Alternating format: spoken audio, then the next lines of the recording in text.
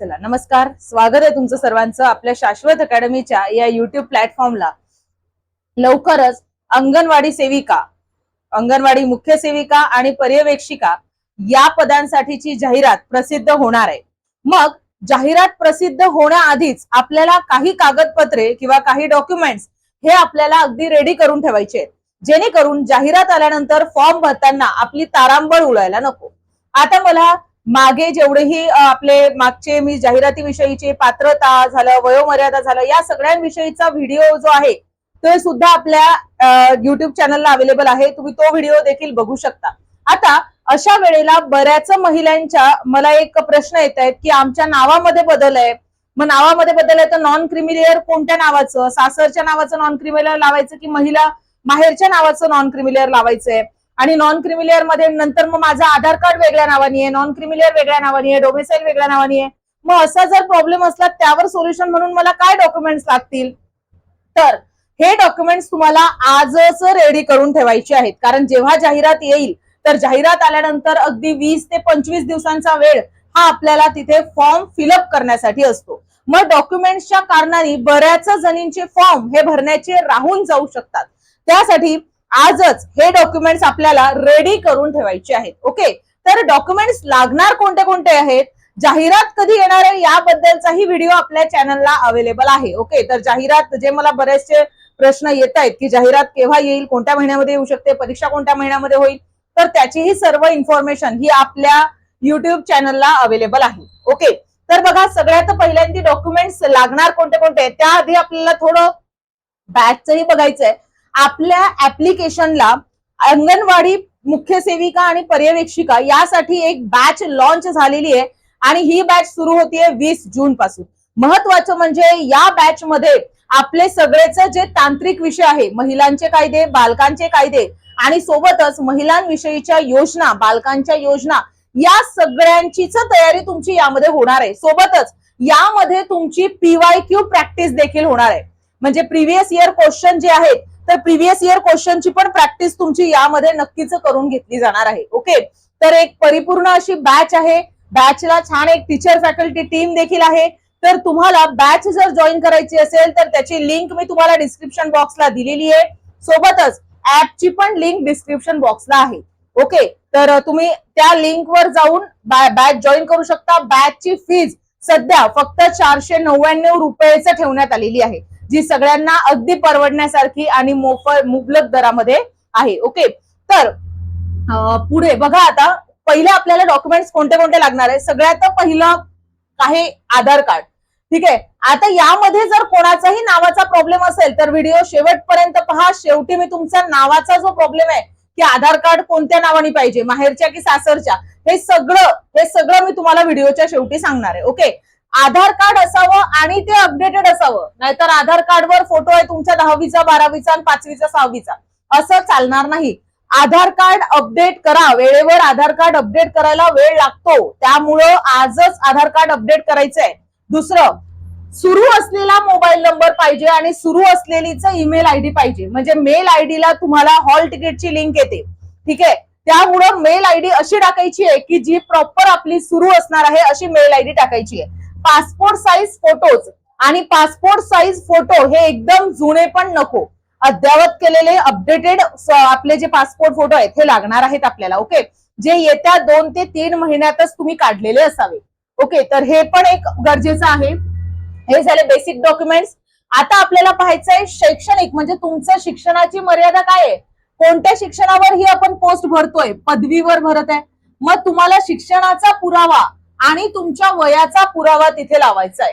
Okay, कशाचा लावायचा आहे, वयाचा। आता वयासाठी अराखीव जे आहेत, अराखीव संवर्ग, यामध्ये आपण पाहिलेलं आहे 38 वर्ष एवढी वयोमर्यादा आहे, आणि राखीव साठी आपण पाहिलं 43 वर्ष एवढी वयोमर्यादा आहे। ओके, वयोमर्यादा 2 वर्ष झाले ऍड निघालेली नाही, त्यामुळे वयोमर्यादा वाढावी अशी अपेक्षा आहे नक्कीच, पण सध्या तरी वयोमर्यादा राखीवसाठी 38 आणि अराखीवसाठी 43 वर्ष आहे। तर वयाचा पुरावा सुद्धा तुम्हाला लागणार आहे।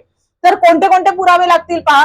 जन्म तारखेचा पुराव्यासाठी तुम्हाला 10वीचं बोर्ड सर्टिफिकेट लागणार आहे, जन्माचा पुरावा, किंवा तुमच्याकडे बर्थ सर्टिफिकेट जरी असेल, जन्माचा दाखला, तरीही चालेल. एकतर 10वीचं बोर्ड सर्टिफिकेट असावं किंवा तुमचं बर्थ सर्टिफिकेट म्हणजेच जन्माचा दाखला असावा. दोनपैकी कोणतंही एक, दोन्हीही गरजेचे नाहीये, दोनपैकी कुठलंही एकच लागणार आहे. दुसरं, टीसी लागेल, शाळा सोडण्याची टीसी. हे कशासाठी? तर तुम्ही कुठे शिकत आहात, तुमचं शिक्षण कुठे झालंय यासाठी टीसी. आणि ज्या महिला असे आहेत की ज्या अजूनही कॉलेजमध्ये शिक्षण घेत आहेत, समजा तुमचं जर पोस्ट ग्रॅज्युएशन सुरू असेल तर तुमची ग्रॅज्युएशनची टीसी तिथे सबमिट असणार आहे. त्यामुळे तेव्हा तुम्ही बोनाफाईड लावलं तरीही चालणार आहे. टीसी नसेल तर संबंधित कॉलेजचं बोनाफाईड देखील चालेल. 10वी आणि 12वीचे गुणपत्रिका आणि प्रमाणपत्र म्हणजेच मार्कशीट आणि बोर्ड सर्टिफिकेट गरजेचं आहे. ओके. पदवी प्रमाणपत्र आणि गुणपत्रक म्हणजे ग्रॅज्युएशनची मार्कशीट पाहिजे आणि दुसरं तुमची डिग्री पाहिजे, बरोबर. कारण ज्या डिग्री ही याच्यासाठी आपल्याला आवश्यक आहे. ओके. आणि तिसरं, डोमेसाईल सर्टिफिकेट गरजेचं आहे आणि हे कंपल्सरीचं आहे. रहिवास्याचा दाखला ज्याला आपण म्हणतो, रहिवासी दाखला. हा रहिवासी दाखला 100% कंपल्सरी आहे. काही जणांचं म्हणणं होतं की नंतर आम्हाला वेळ मिळेल का हा काढण्यासाठी, तर नाही. हा दाखला काढण्यासाठी नंतर वेळ मिळणार नाही, तो आजच काढून ठेवायचा आहे. ओके. ज्या भागामध्ये तुम्ही रहिवासी असणार आहे तिथे तो दाखला जो आहे तो तुम्हाला भेटून जाईल. आता ऑनलाईन प्रोसिजर पण आहेत, त्यामुळे तुम्हाला ऑनलाईन स्वरूपातही तो तिथे मिळून जाणार आहे. ओके. तहसीलला जाऊ शकता तुम्ही ऑफलाईन मध्ये जर काढायचा तर. आणि ऑनलाईनला सेतूला पण हा अवेलेबल आहे, जे आपले डिजिटल सेतू आहेत तिथेही हा आपण काढू शकतो. ठीक आहे. पुढे बघा आता आणखी काय पाहिजे. आता आरक्षण आणि प्रवर्ग निहाय प्रमाणपत्र कोणते कोणते लागतील. समजा तुम्हाला आरक्षण आहे. आरक्षण म्हणजे काय? दिव्यांग प्रवर्गामध्ये येत आहे किंवा आरक्षण मध्ये ईडब्ल्यूएसचं आरक्षण आहे, SEBCचं आरक्षण आहे किंवा इतर कुठलंही आरक्षण तुम्ही घेताय तर त्यासाठी कोणते कोणते सर्टिफिकेट लागतील. सगळ्यात पहिल्यांदा कास्ट सर्टिफिकेट. फक्त ओपन प्रवर्ग जर सोडला, जर तुम्ही ओपन कॅटेगरीमध्ये येत असाल तर त्यावेळेला तुम्हाला कास्ट सर्टिफिकेट लागणार नाही. इतर सर्वच जातींना कास्ट सर्टिफिकेट आवश्यक आहे. SC, ST, OBC असेल, NT असेल, इतर सगळ्याच प्रवर्गासाठी कास्ट सर्टिफिकेट गरजेचं आहे. कास्ट व्हॅलिडिटी असणं गरजेचं आहे.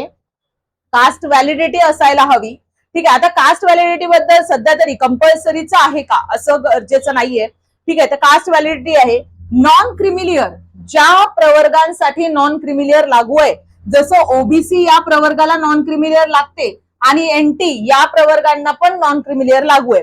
मग यांना नॉन क्रिमिलियर लागेल आणि व्हॅलिड लागेल. म्हणजे तुमची 2026 ची त्यामध्ये व्हॅलिडिटी असावी. नाहीतर तुम्ही जुनं आणणार 2019-20 तर ते चालणार नाही. ठीक आहे. Updated non creamy layer. Non creamy layer तुम्हाला 2 ते 3 दिवसांमध्ये काढून मिळून जाते. ओके. ते पण तुम्ही तहसील किंवा सेतू दोन्ही मध्ये काढू शकता. ओके. ईडब्ल्यूएस किंवा SEBC याचा जर तुम्ही लाभ घेताय, आर्थिक दृष्ट्या दुर्बल किंवा सामाजिक आणि शैक्षणिक मागास यावरून जर तुम्ही फॉर्म भरताय तर अर्थातच हे सर्टिफिकेट तुमच्याकडे असणं गरजेचे आहे. सगळ्यात महत्वाची गोष्ट, ईडब्ल्यूएस हे 1 इयर व्हॅलिडिटी आहे, 1 वर्षाची व्हॅलिडिटी आहे. त्यामुळे ईडब्ल्यूएस सर्टिफिकेट याच वर्षीचं असलं पाहिजे. त्यामुळे सगळेच कागदपत्र तुम्हाला याच वर्षीचे लागणार आहेत. समांतर आरक्षणाचा पुरावा, जर तुम्ही खेळाडू आहात तर खेळाडूचे सर्टिफिकेट, दिव्यांग आहात दिव्यांगांचे सर्टिफिकेट, माजी सैनिक आहात, प्रकल्पग्रस्त आहे, भूकंपग्रस्त आहेत, तर ते सगळेच सर्टिफिकेट तुम्हाला लागणार आहेत. ओके. आणि सगळ्यात महत्वाची गोष्ट, सगळ्यात महत्वाचा मुद्दा की विवाहित महिलांना नावाचा जो बदल आहे तो इथे कसा स्वीकारला जाणार आहे. ओके. तर बघा, विवाहित महिला ज्या आहेत त्यांच्यासाठी अत्यंत महत्वाचा मुद्दा आहे. जर नावात बदल असेल, लग्न झाल्यानंतर अनेक महिलांचे नाव बदलले जाते, म्हणजेच वडिलांच्या नावाच्या ऐवजी पतीचं नाव आधार कार्डवर असते, बरोबर. असं पण बऱ्याच जणांच्या बाबतीमध्ये होते. तर असं झालं तर काय करायचंय? अशा महिलांच्या उमेदवारांनी नावात बदल झाल्याचा पुरावा म्हणून एकतर मॅरेज सर्टिफिकेट काढा. कोणतं सर्टिफिकेट लागेल तुम्हाला? मॅरेज सर्टिफिकेट काढून घ्या, म्हणजेच विवाह नोंदणी. विवाह नोंदणीचा अर्थ असा होतो की तुमचं माहेरचं नाव हे होतं आणि सासरचं नाव हे होतं, बरोबर. म्हणजेच दोन्हीही प्रूफ तुमच्याकडे राहतात. मग सगळ्यात पहिल्यांदा मॅरेज सर्टिफिकेट काढा किंवा ऑप्शनल आहे गॅझेट तयार करा. गॅझेट कसं की XYZ, समजा तुमचं जर माहेरचं आडनाव असेल शिंदे आणि सासरचं आडनाव असेल पाटील, तर शिंदे आणि पाटील हे एकाच नावाची एकच व्यक्ती आहे. ठीक आहे, या दोन्ही नावाची एकच व्यक्ती आहे, असं गॅझेट देखील तयार करून मिळते. तर गॅझेट सुद्धा तयार करून घेऊ शकता. एकतर मॅरेज सर्टिफिकेट लागेल, नाहीतर गॅझेट लागेल. ओके, दोन्हीवर खर्च करण्याची गरज नाहीये. एकतर मॅरेज सर्टिफिकेट किंवा गॅझेट. मग तुमचे डॉक्युमेंट्स कोणत्याही नावाने असले तरीही प्रॉब्लेम नाही, कारण त्या दोन्ही नावाची व्यक्ती एकच आहे असं तिथे समजलं जाते. ओके, सो गॅझेट किंवा मॅरेज सर्टिफिकेट दोन्हीपैकी एक चालणार आहे. ज्यांचे लग्न झाले आहे पण नावात बदलच केलेला नाही, तरीही सुरक्षिततेसाठी मॅरेज सर्टिफिकेट जवळ असावे. आता ज्यांचं असं आहे की नाही, आमचं सध्याचं लग्न झालंय, एखादं 1.5 वर्ष झालंय लग्न होऊन, पण आतापर्यंत मी माझे कोणतेच डॉक्युमेंट्स, भरती करायच्या होत्या किंवा जाहिराती येणार होत्या, सरकारी नोकरीची तयारी करायची होती, म्हणून मी डॉक्युमेंट्स बदललेलेच नाहीये, असं जर होत असेल तर नक्कीच तुम्हाला तिथे सेफ झोन मध्ये आहात तुम्ही, पण तरीही मॅरेज सर्टिफिकेट जवळ ठेवा. जरी तुमचे डॉक्युमेंट्स सगळे माहेरच्या नावाने असतील तरी सुद्धा सेफ्टीसाठी आपल्याकडे मॅरेज सर्टिफिकेट असावं. म्हणजे आपला जो एक्झामला जाताना पेपरचा जो वेळ आहे किंवा जाहिरात भरल्यानंतर आपण एवढा अभ्यास करणार आणि नंतर तुम्हाला डॉक्युमेंटच्या कारणावरून कॅन्सल केलं जाईल, तर हे आपल्यासोबत व्हायला नको. त्यामुळं आजच सर्व डॉक्युमेंट्स रेडी करून ठेवायचे. ओके, आणखी तुम्हाला तुमच्या कागदपत्रांबद्दल कोणतीही शंका असेल किंवा या भरतीबद्दल कोणतेही प्रश्न असतील तर नक्की मला चॅट बॉक्सला विचारा. आणि अंगणवाडी सेविका आणि अशाच विविध जाहिरातींसाठी आपल्या युट्यूब चॅनलला सबस्क्राईब करा. आणि कुठलेही प्रश्न असतील तर नक्की कमेंट बॉक्स मध्ये विचारा, मग मी त्यावर तुम्हाला रिप्लाय करणार आहे. ओके, चला तर असेच नवनवीन व्हिडिओ, नवनवीन जाहिराती आणि अंगणवाडी सेविकेबद्दल अपडेट्स जाणून घेण्यासाठी चॅनलला सबस्क्राईब करा. थँक्यू.